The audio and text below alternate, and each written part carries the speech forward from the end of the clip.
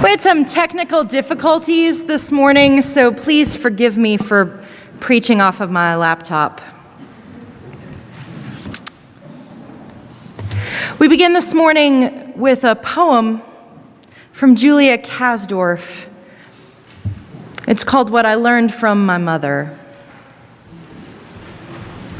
Listen for the feast that is spread in the valley of the shadow of death in this poem. Hear these words.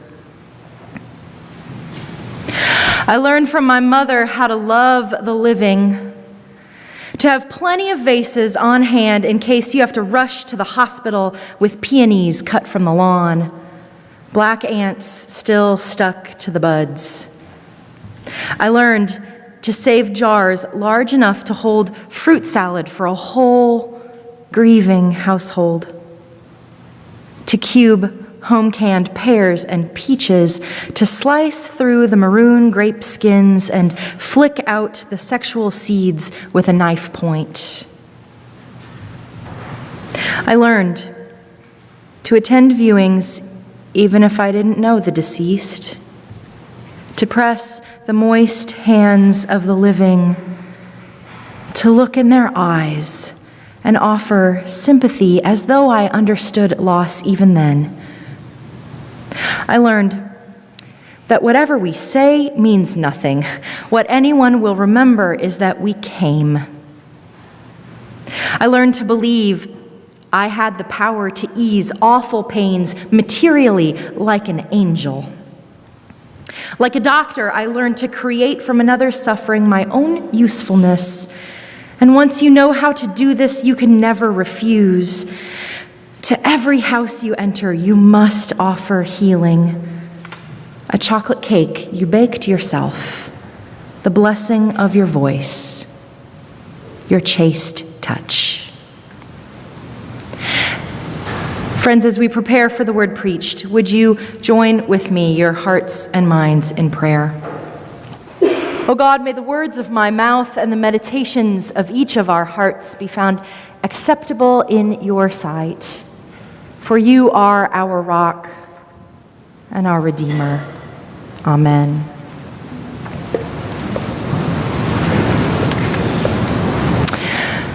A couple of weeks ago, we shared with you the sad news that Reverend Harold Harmison had died, and that he was the second pastor of the Lake Fork UCC Church to die.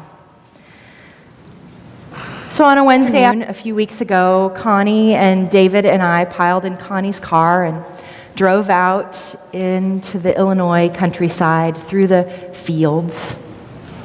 And we arrived at that small country church just in time because I really had to go to the bathroom.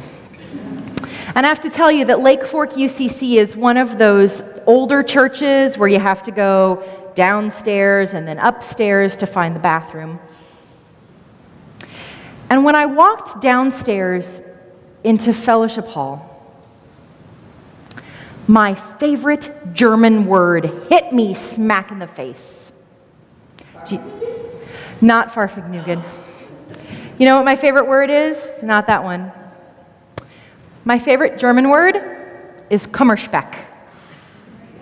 Do you know this word? Kummerspeck. It means grief bacon. And spread before me was easily the best grief bacon buffet I had ever seen in my life. There were at least 4 desserts plated and spread across the serving window of the kitchen for every one person who was upstairs in the sanctuary. Pies, cakes piled high with frosting, bars, cookies, grief bacon. It was all there. But this wasn't ordinary grief bacon. This grief bacon was a gift. It was sacramental grief bacon. The members of Lake Fork United Church of Christ would like to invite you to come downstairs and share in a time of fellowship after the memorial service. The refreshments have been provided by the members. of the Baptist Church. When the Baptists learned that their friends down the road had lost their pastor, they sent grief bacon. They said, "You don't need to worry about feeding the people who will come to the funeral. We'll do it for you." Death is the great equalizer, yes? Just doesn't matter what our differences are. We all know what it's like to lose someone we love, to feel our knees buckle when the news comes, to unwrap the baked goods delivered to our door with a note that reads, "Sorry for your loss." And we are always suspended between life's great tragedies, between one loss and the next. Whether that's the late night phone call of a loved one gone too soon, or a national crisis, or a world disaster, or our own personal, intimate tragedies and losses.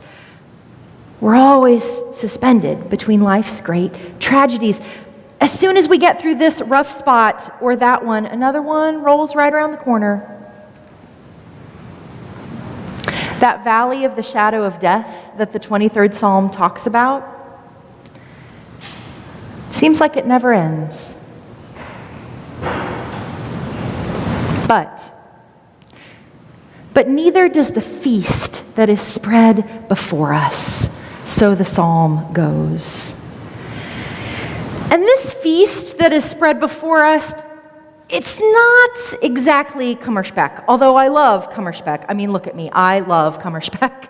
I love my grief bacon, I really do. But this feast that is spread before us, that God spreads before us, it's not the kind where we eat ourselves into oblivion. It's not the kind of feast that numbs. It's not the kind of feast where we gorge ourselves on whatever distracts us so that we forget that we're feasting in the valley of the shadow of death. No.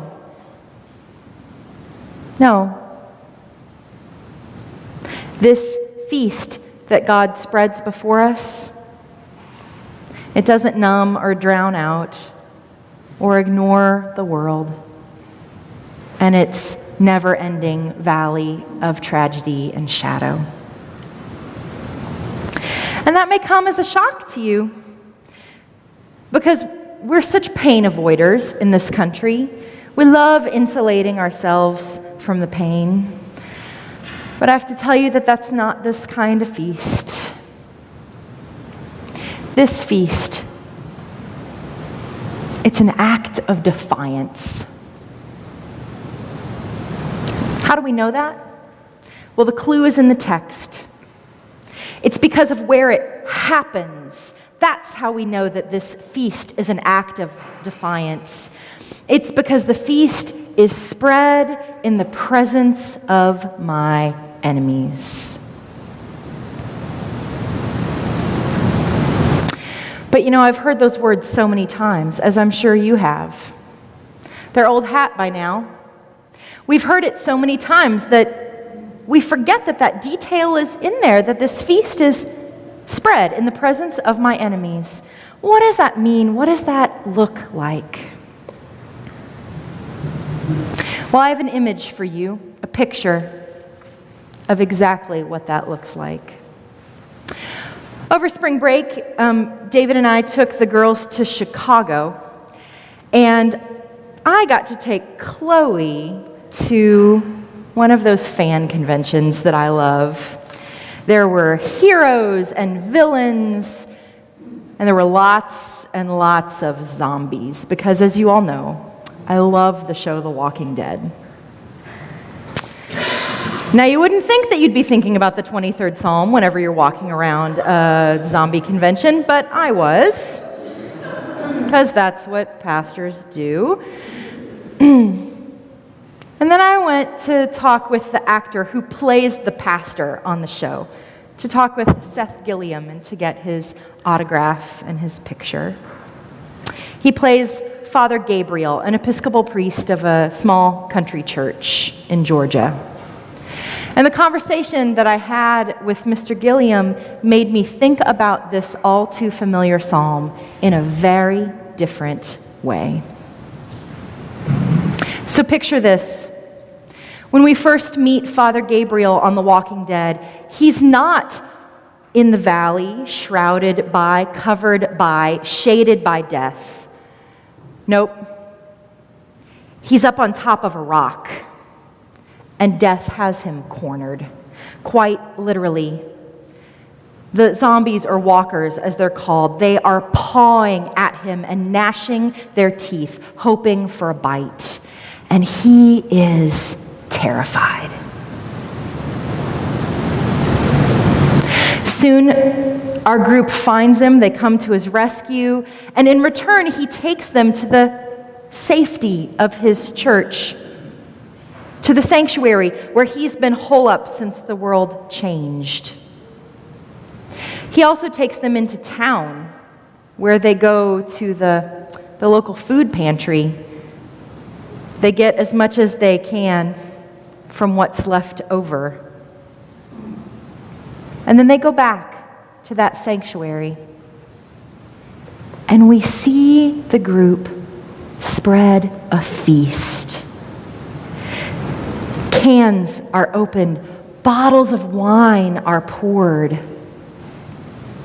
And by candlelight, on the floor of that sanctuary, they are feasting in that sanctuary that is covered literally in the shadow of death. Why?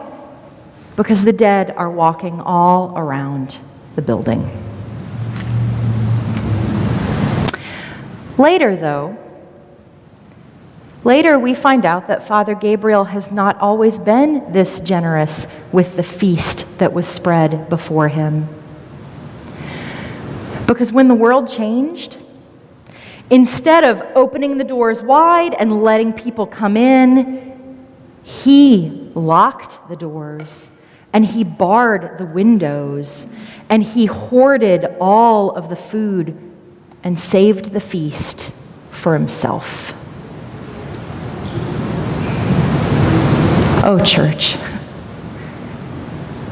it's so easy when we get afraid.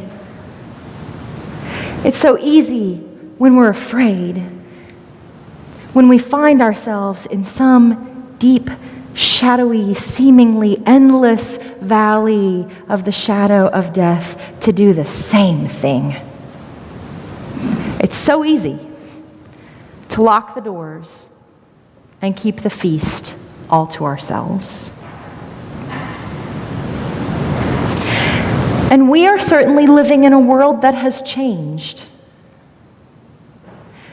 Of course, we're not living in some apocalypse, but I know for some people it has felt like that, at least since November. And for some of us, it has felt like that long before. We're always between one tragedy and the next. Yes, sometimes it feels as if we are living in some deep, shadowy, seemingly endless valley because death casts a long shadow. A long shadow. So how do we get through it? How do we get through this valley to the other side? What do you go looking for when you're lost and alone in the valley of the shadow of death? Oh, as soon as I ask that question, those ancient words come back into my ears. The Lord is my shepherd, I shall not want. God restores my soul and leads me in paths of righteousness for his name's sake. Even though I walk through the valley of the shadow of death, I will fear no evil, for you are with me. You prepare a feast in the presence of my enemies. Those ancient comforting words echo down through the ages.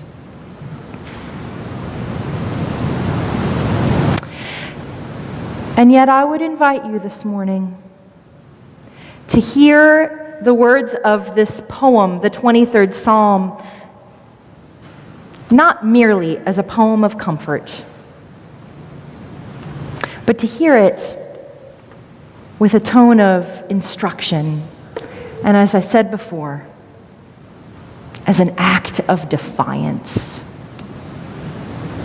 Because if we are to be the church, that is to say, if we are to be the hands of God in the world, then we have to be willing not to hole up and hoard the feast for ourselves and our kind alone, but to spread a feast for the people, even in the presence of their enemies. We are called to live fully in the abundance of God, even in the face of our fears, especially in the face of our fears.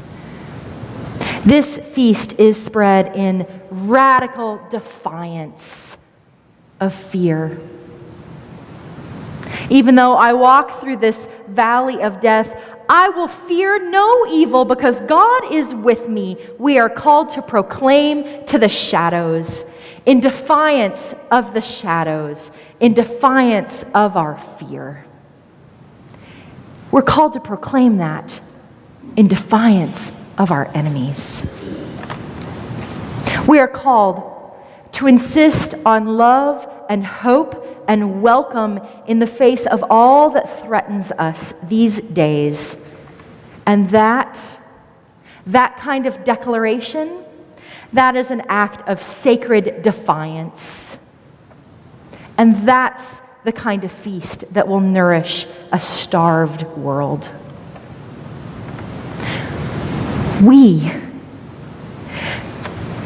the people of God, can hope lavishly and love abundantly and radically welcome the stranger to our table because God has lavished upon us hope and loved us with an abundant love and welcomed us to the feast time and time again. Now, y'all, you can leave this place and go and spread all the kummerspeck you want, but that's not going to change the world. It will only change our view for a moment or two. Instead, you can leave this place and go and spread the feast in defiance of the shadow of death.